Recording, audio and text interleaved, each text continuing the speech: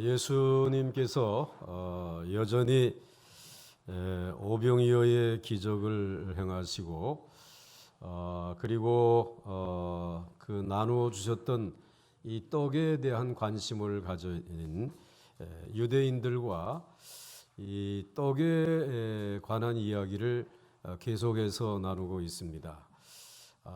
이제 예수님은 자신이 이 생명의 떡이다 라고 하는 말씀을 이제 하시고 이제 나를 믿는 자는 이제 영생을 얻는다 라고 말씀을 하시면서 이 영생이라고 하는 나라가 멀리 있지 아니하고 이제 우리들이 사는 세상의 곁에까지 왔다라는 것입니다.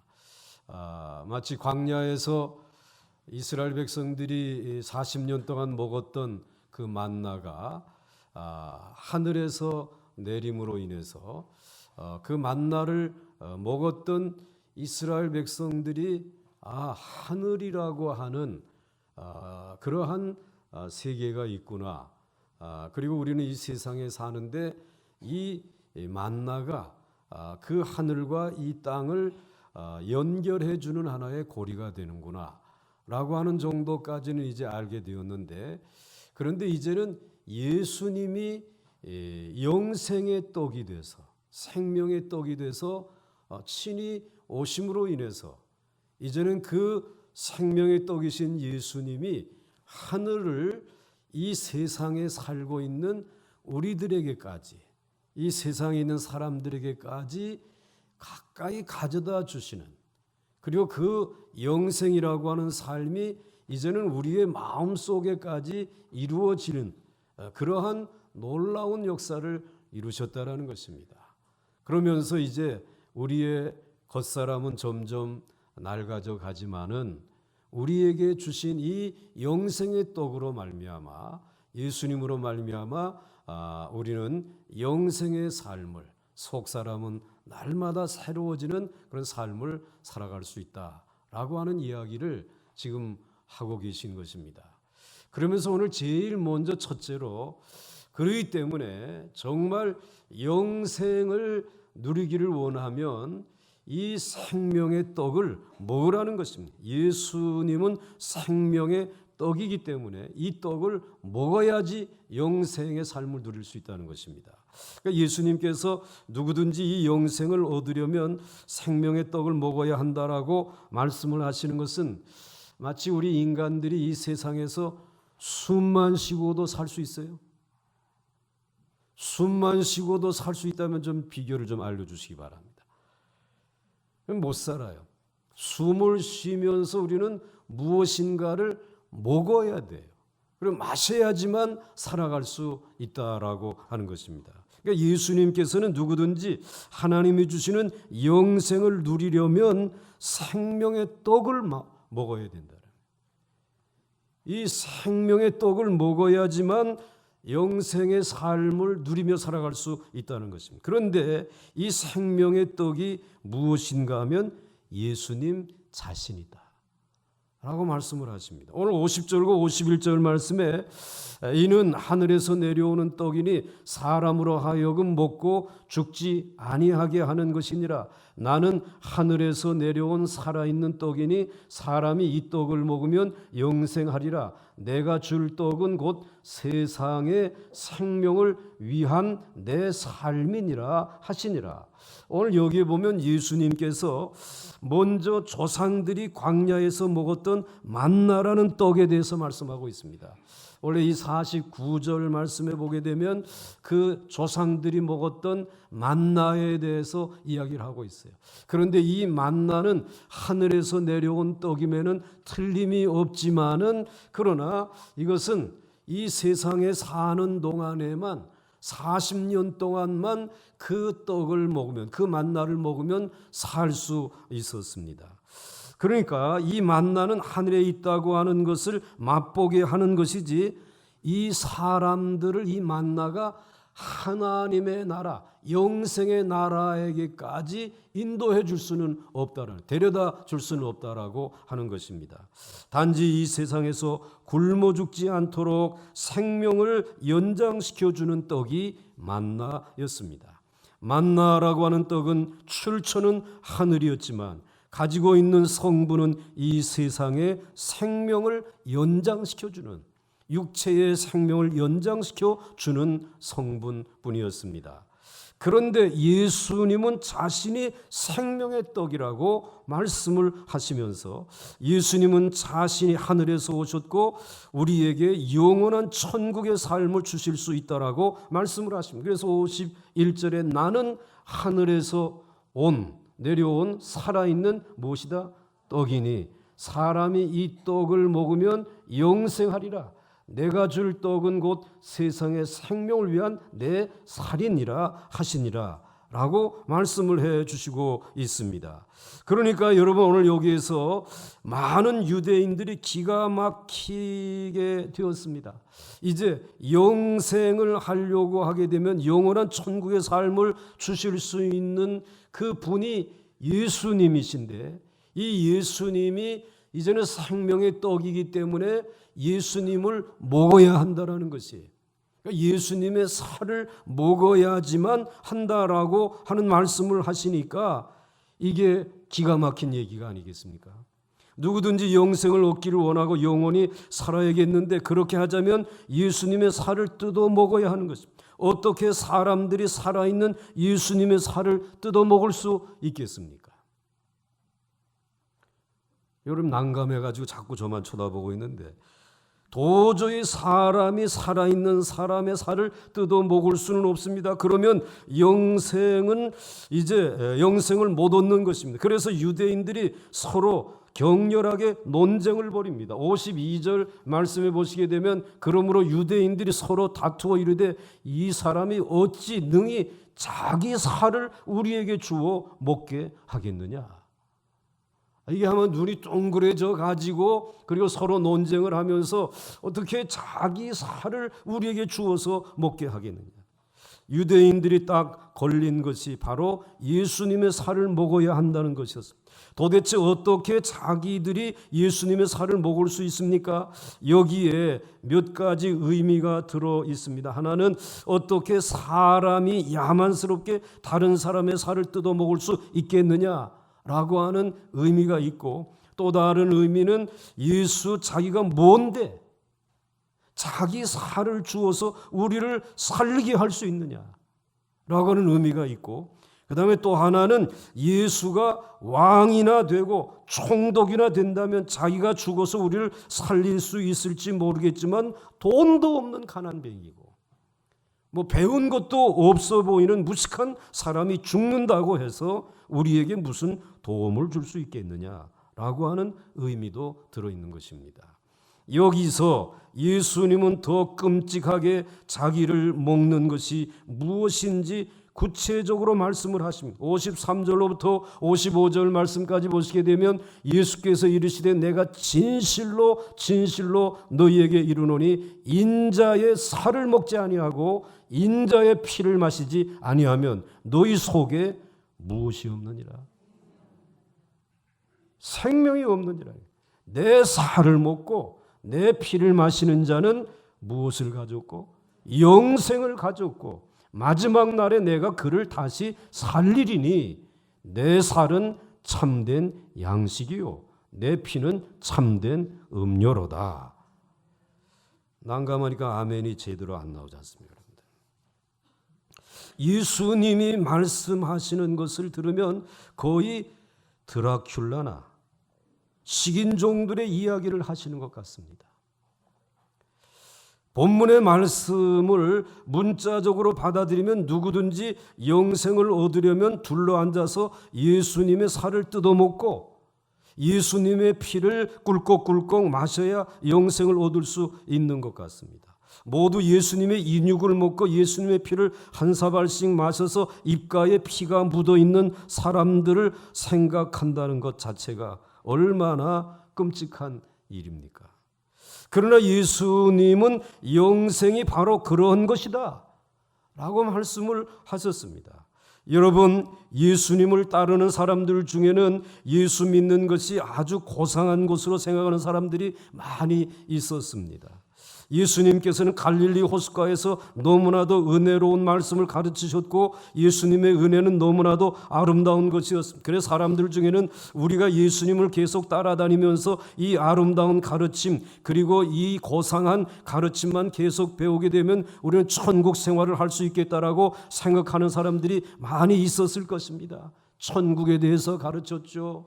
그리고 또 이 예수님께서 정말 팔복에 대해서 가르치셨죠. 예수님의 그 가르침 속에는 너무나 아름다운 내용들이 많이 있었습니다. 그러나 예수님의 가르침은 완전히 달랐습니다. 누군가가 칼이나 도끼를 들고 예수님에게 덤벼들어서 예수님을 찍어서 그리고 그 찢겨진 살을 주워 먹고 예수님의 그 흐르는 피를 마시는 것이 영생이다 라고 하는 것입니다.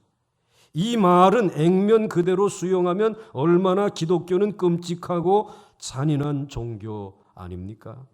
사실 예수님의 말씀 중에는 과장된 표현이 어느 정도 있는 것은 사실입니다.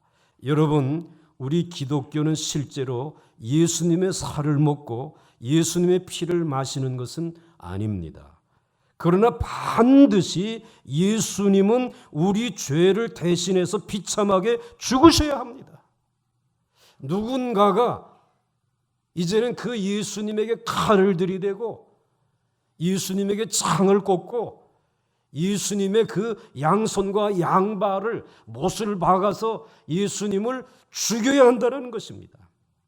반드시 예수님은 우리 죄를 대신해서 비참하게 죽으셔야 합니다. 예수님이 비참하게 죽으신 것이 내 죄를 대신해서 죽은 것이라고 하는 것을 믿을 때, 하나님의 아들이신 그분이 내 죄를 대신해서 죽은 것이라고 하는 사실을 믿을 때 우리는 예수님의 죽으심과 하나가 되는 것입니다.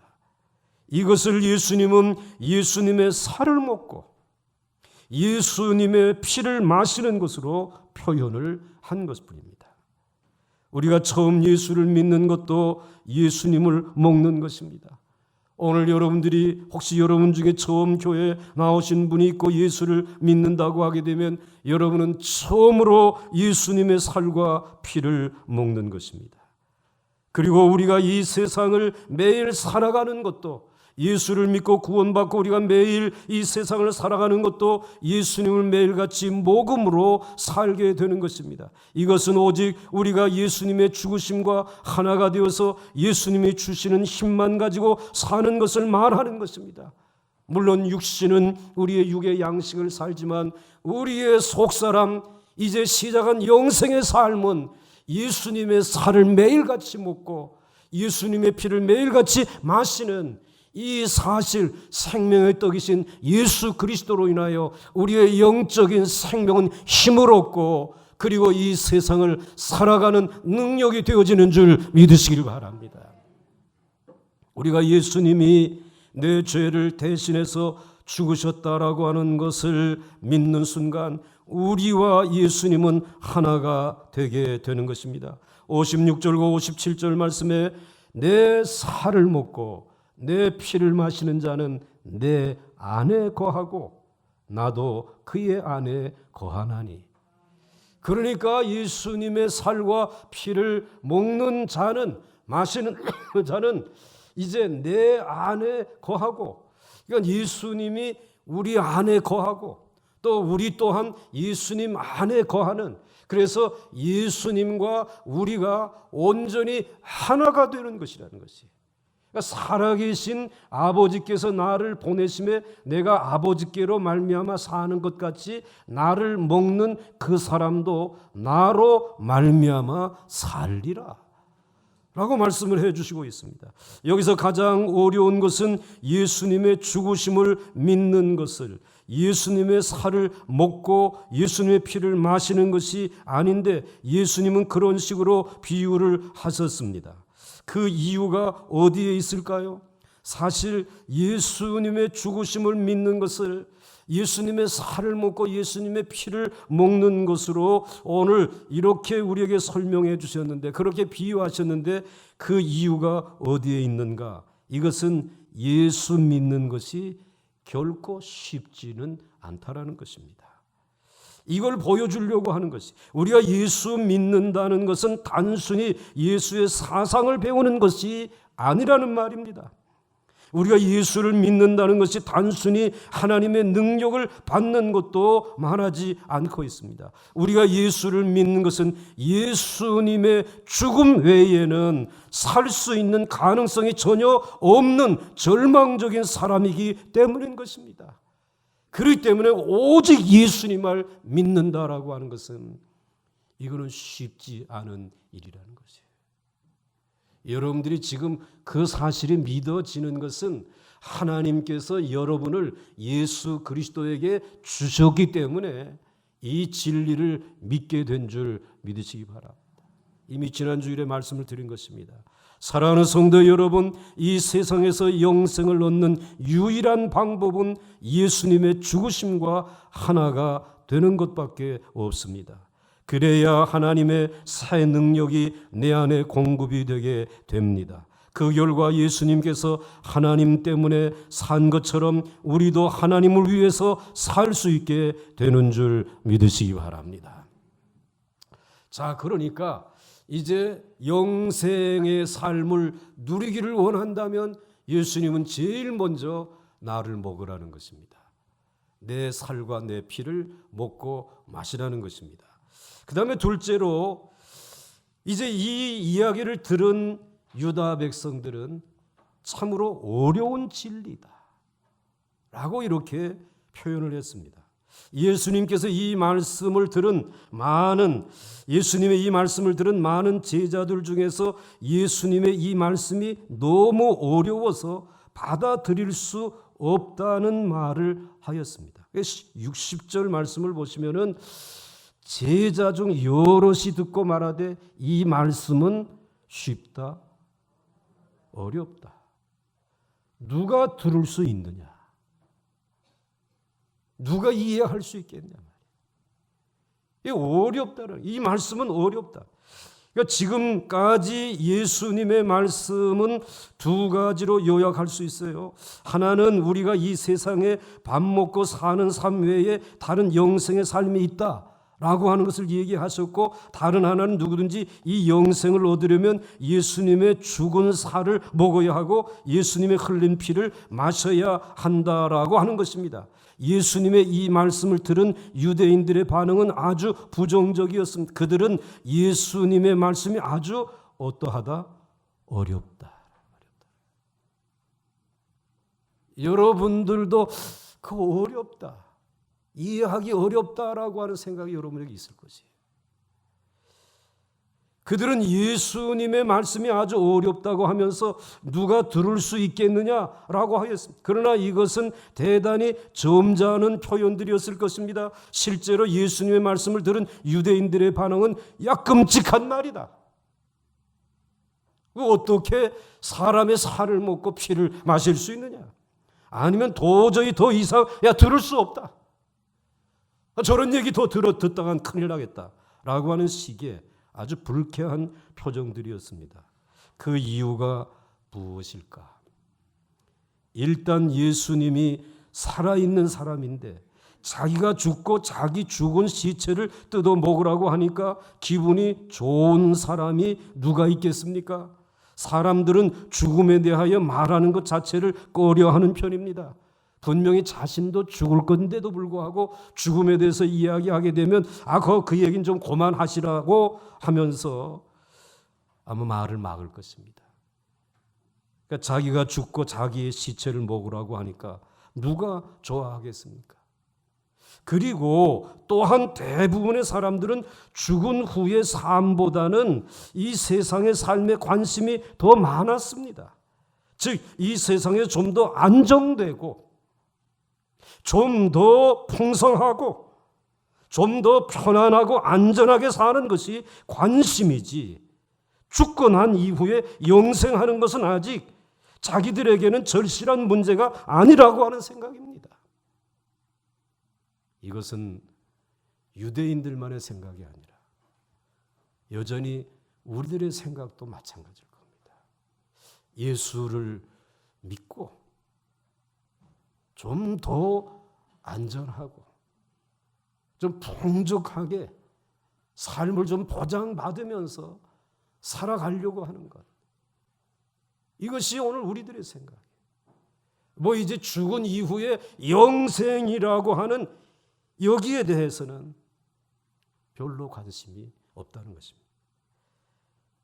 많은 사람들은 죽은 후에 잘 사는 것보다는 지금 이 세상에서 좀 더 성공해서 풍족하고 넉넉하게 살면 충분하다라고 생각합니다. 그러니까 예수님은 두 개의 세계를 보고 계신 것입니다. 그것은 하나의 세계, 하나님의 세계와 이 세상의 세계입니다. 예수님은 이 차원의 세계를 보고 계신 것입니다. 그러나 지금 예수님의 말씀을 듣고 있는 사람들은 오직 눈에 보이는 이 세상이 전부이고 이 세상에서 유복하고 잘 사는 것이 전부이기에 보리떡 5개와 물고기 2마리로 5,000명을 먹이신 예수님의 능력이 도움이 되기를, 자신들의 삶에 도움이 되기를 바랐던 것입니다. 그래서 사람들이 가지고 있는 관점은 1차원적인 것이다 라고 볼 수 있습니다.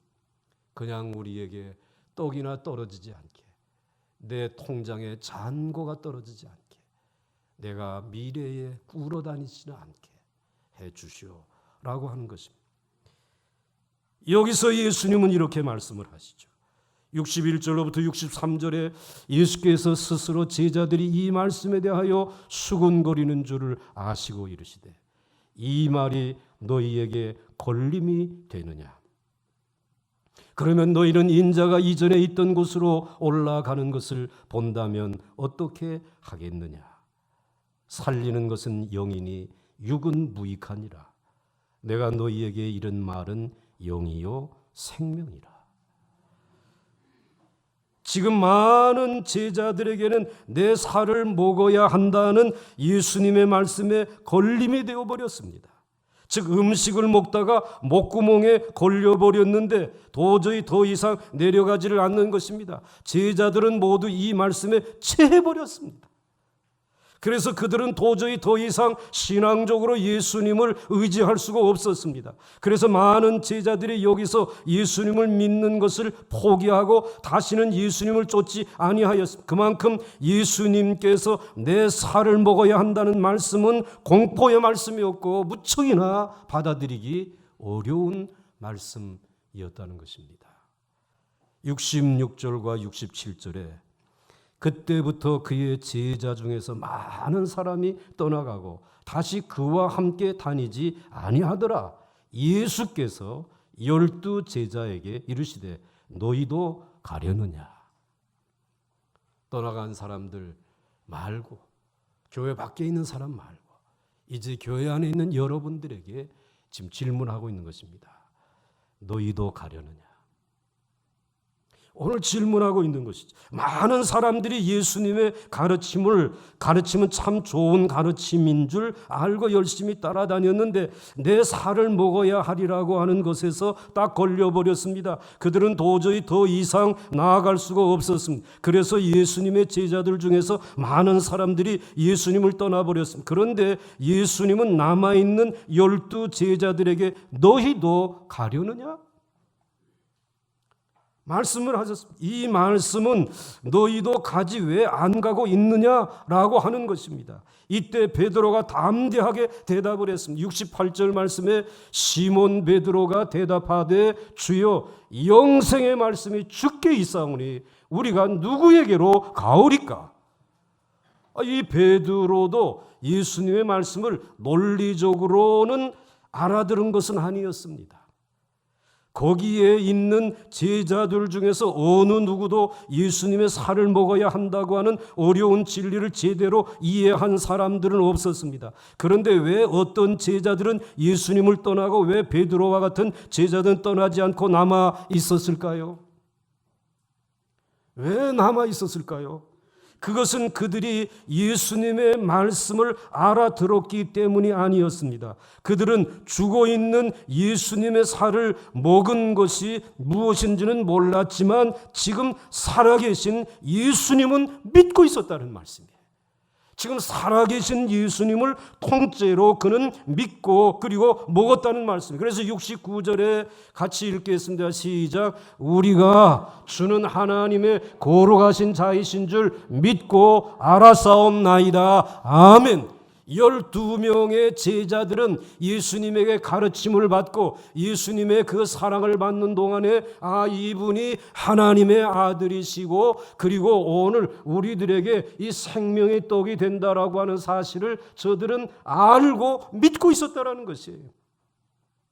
죽은 이후에 살이 찢겨지고 피가 흐르고 그것을 먹는 이것은 잘 몰라. 아직 이들의 이 깨달음이 부족. 그렇지만 이 살아있는 이 예수님, 하나님의 아들이신 이 예수님을 저들은 알고 믿고 있었습니다.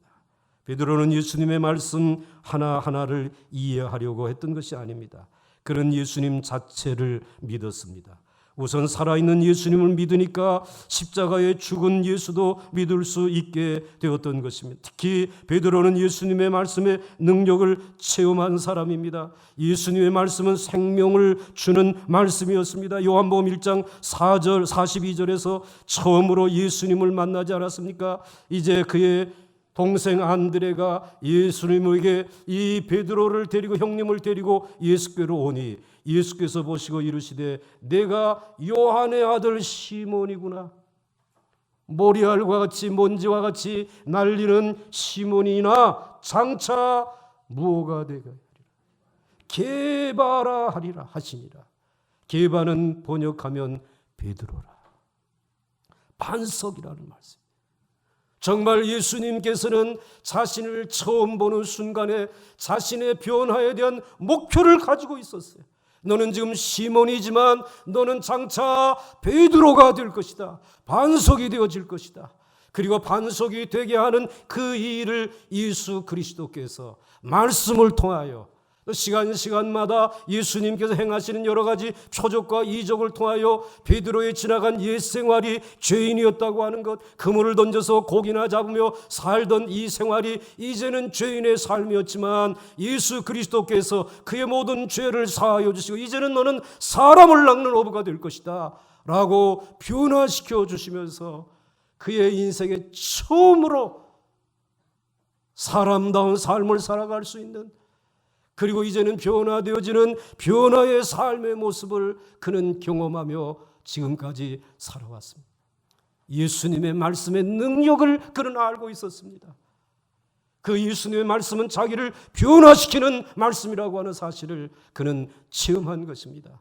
모든 사람들이 다 떠나간다라고 할지라도 이 베드로는 다시 지나간 과거의 옛생활, 먼지와 같이 죄를 짓고 그리고 죄에 갇혀서 사는 감옥과 같은 생활은 더 이상 할 수 없다라고 하는 것입니다.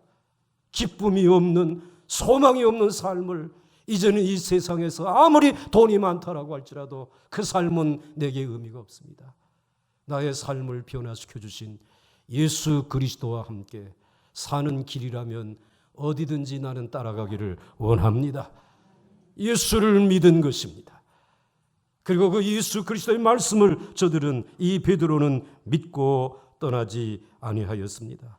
예수님을 만나기 전에는 많은 영적인 갈급함이 있었고 죄의식도 있었고 엄청난 고민과 갈등도 있었는데 예수님을 만나서 말씀을 들음으로 완전히 새 사람이 되었습니다. 그런데 지금 예수님을 떠나면 또다시 방황하면서 죄를 먹고 마시면서 살게 되지 않겠습니까?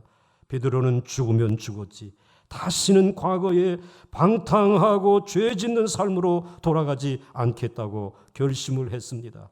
차라리 예수님의 살을 먹고 예수님의 피를 마시고 말지 다시는 과거의 무의미한 삶으로 돌아가지 않겠다고 하는 결심이 베드로로 하여금 예수님을 계속 붙잡게 한 것입니다. 사랑하는 성도 여러분, 우리에게는 놀라운 삶이 있습니다. 그것은 영원히 우리의 생각과 감정과 의지가 썩지 않는 영생의 세계의 삶인 줄 믿습니다. 예수님은 그 영생을 주시기 위해서 우리 대신 십자가에서 죽으셨습니다. 우리는 모두 사망의 잠에 취하여 자고 있었고 죄의 철장 속에 갇혀 있었습니다. 예수님은 우리를 죄의 잠에서 깨워 주셨습니다. 지금 우리가 경험하고 체험하고 있는 것들은 이제 영원히 없어지지 아니하는 영생의 삶의 한 부분이 될 것입니다. 사랑하는 성도 여러분, 우리는 이제부터 영원히 살게 되는 것입니다. 우리는 점점 더 분명하게 영생을 향하여 나아가고 있는 것입니다. 전에는 희미하던 것들이 점점 더 분명해지고 있습니다. 전에는 희미하게 보이던 하나님이 점점 더 뚜렷해지고 있습니다. 이제 우리에게 마지막 남은 것은 누더기처럼 낡은 육신입니다. 그러나 이 육신을 벗는 날, 이 누더기를 벗는 날, 머리끝에 발끝까지 성한 것 하나 없이 누더기처럼 되어버린 우리 육체 아닙니까? 이제 이 육체를 벗어버리는 그날, 우리는 천국으로 빨려 들어가게 될 줄 믿습니다. 우리는 거기에 헤엄을 치듯이 모든 육체의 속박을 벗어버리고 더 친밀하고 더 가깝고 더 성숙된 상태에서 앞서간 성도들이나 모든 천사들을 만나게 될 것이고, 무엇보다 나를 위하여 십자가에서 살이 찢기시고 피를 흘려서 영생의 생명이 떡이 되어주신 예수 그리스도를 만나게 될 줄로 믿습니다. 우리가 거기서 다시 한번 멋진 인생을 살게 될 것입니다. 그때 우리는 늙지 않을 것입니다. 그때 우리는 정신적으로나 감정적으로 지금보다 수백 배 성숙한 상태에서 영원히 살게 될 것입니다. 오늘 생명의 떡이신 예수 그리스도를 믿고 먹고 그리고 마실 수 있기를 주의 이름으로 축원합니다. 요한복음 6장 40절에 이렇게 말씀하고 있습니다. 내 아버지의 뜻은 아들을 보고 믿는 자마다 영생을 얻는 것이니 마지막 날에 내가 이를 다시 살리리라. 다시 살 줄 믿습니까? 그분이 살리실 줄 믿으시기 바랍니다. 그러므로 오늘 예수 그리스도, 주는 나의 생명의 떡이십니다.